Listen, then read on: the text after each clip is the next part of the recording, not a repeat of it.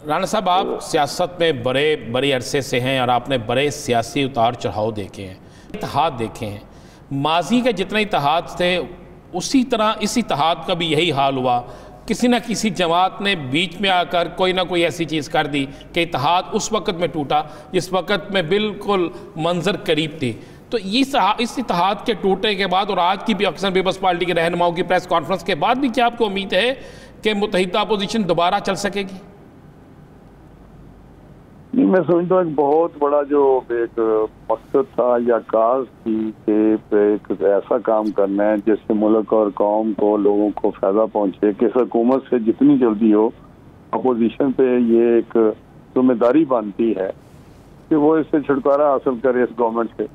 लोगों की उम्मीदें भी यही अपोजिशन से हैं और रहेंगी अपोजिशन के से कि वो हमें कोई नहीं, वो तो उम्मीदें हैं। आपको नजर आता है कि दोबारा पीआईडी ये जो आपके मुत्तहिदा अपोजिशन है, सॉरी पीआईडी के मुत्तहिदा अपोजिशन है जो है, ये इकट्ठी हो सकेगी? मेरा भी दोबारा अगर कोई सीनियर लोग इसमें पढ़े तो शायद दोबारा एक बात डिस्कस की जा सके उस बुनियादी पॉइंट पे कि हम आगे बढ़ें और जो इश्यूज हैं इस वक्त हमारे सामने, एक दूसरे एलिगेशन है उनको। तो इसके लिए आप कुर्बानी दे देंगे? मुस्लिम लीग क्या इसके लिए कुर्बानी देने के लिए तैयार होगी कि गिलानी साहब जो अपोजिशन लीडर हैं वो हमें कबूल है, बाकी मामला भी ठीक है, बस आगे बढ़ें? देखिए इमरान साहब, मैं एक बात आपको बताऊं कि PMLN ने मेरे ख्याल जिस दिन से 2018 के इलेक्शन हुए हैं और ये असम्बली माज़ वजूद में आई है, जिस तरह की भी असम्बली थी जिसको हम धांधली की पैदावार या जाली असम्बली कहते हैं, यानी उस पर जब हमने शुरू किया तो हमने बहुत जगह पे स्पेस दी, एक के बाद दूसरी। PDM नहीं बनी थी लेकिन जॉइंट अपोजिशन थी हाउस में, नेशनल असम्बली में। वहाँ पे प्राइम मिनिस्टर का इलेक्शन हुआ तो वो आपने देखा जिस तरह के मामला चले, प्रेसिडेंट का हुआ तो उस पर बड़े मामला चले। तो ये एक लंबी स्टोरी है, वहाँ पे हम ऑब्जर्व करते रहे, डाइजेस्ट करते रहे ये चीज़ें। तो इस दफ़ा भी मेरा ख्याल है अगर कुछ बहस के बाद हो जाती।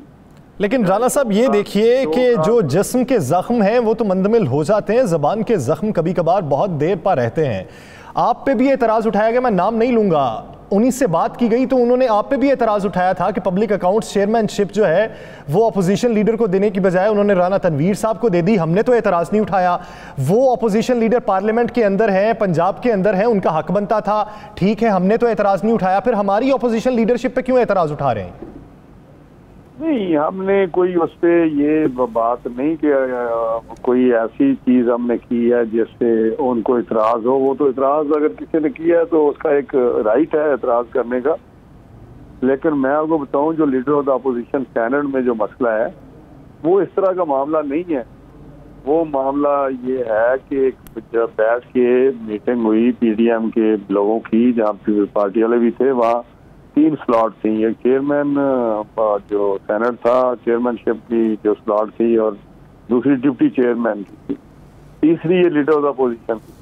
वहाँ पे ये चीज़ें तय हुई कि गिलानी साहब ठीक है, सीनियर आदमी है, बड़े पुराने, उनके पॉलिटिकल एक कैरियर है, तो उनको चेयरमैन, प्राइम मिनिस्टर रहे हैं, सारे चेयरमैन का इलेक्शन लड़ाएं, और जो हमारे पास नंबर थे उससे तो बड़ा विजिबल था कि ये जीत जाएंगे।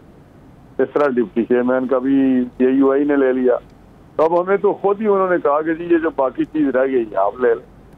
तो ये एक फैसला था, जो एक फैसला नहीं होता, आपस में एक मुत्तफिका फैसला हुआ था, जिससे ये बैक डोर से, जो कि बहुत ही नामुनासिब तरीक़ेकार है, अगर उन्होंने इसको रिव्यू भी कराना था तो PTM के प्लेटफॉर्म पे आते और वहाँ पे इसको बात करते कि ये सिचुएशन है, अब गिलानी साहब हार गए, जिस तरह भी वो हारे तो नहीं, लेकिन जिस तरह हुआ वो आपके सामने ही है। लेकिन अब वो नहीं बन सके तो आप इनका देखते हुए। अच्छा राणा साहब, शो का नोटिस जारी हुआ, ANP ने तो PDM को, आपकी मुत्तहिदा अपोजिशन को छोड़ दिया। पीपल्स पार्टी भी अगर जवाब नहीं देती और इसको छोड़ देती है या छोड़ने की तरफ चली जाती है, जवाब देना मुनासिब ही नहीं समझती, तो क्या उसके बाद भी ये हिस्सा रहेंगी? मैं समझा शो का नोटिस वाला जो मामला है वो नहीं होना चाहिए था, क्योंकि शो का नोटिस मुझे खुद समझ नहीं आई थी। वो उनसे वैसे मिल के बात हो सकती थी। अगर हम उनके पास, बिलावल साहब के पास जा सकते हैं हमारे लोग कि हमें 249 पे कराची में हमें सपोर्ट करें, तो इस काम के लिए भी, क्योंकि मकसद एक बहुत बड़ा था पीडीएम का, बहुत बड़ा है, तो उसके लिए जा सकते थे और बात कर सकते थे कि जी ये मसला है, चाहे बयानात के जरिए कम्युनिकेट करते हम या शोकाज जारी करते, वो मैं समझता हूँ। तो आप क्या समझते हैं फिर क्या वजह बनी? आप सीनियर तरीन लोग बैठे थे ना मुत्तहिदा अपोजिशन में, आप भी बिल्कुल ठीक कह रहे हैं, नहीं देना चाहिए था, तो क्या ये किसी की आप इसको शरारत समझते हैं, कम अकली समझते हैं, जल्दबाजी समझते हैं, क्या कहते हैं?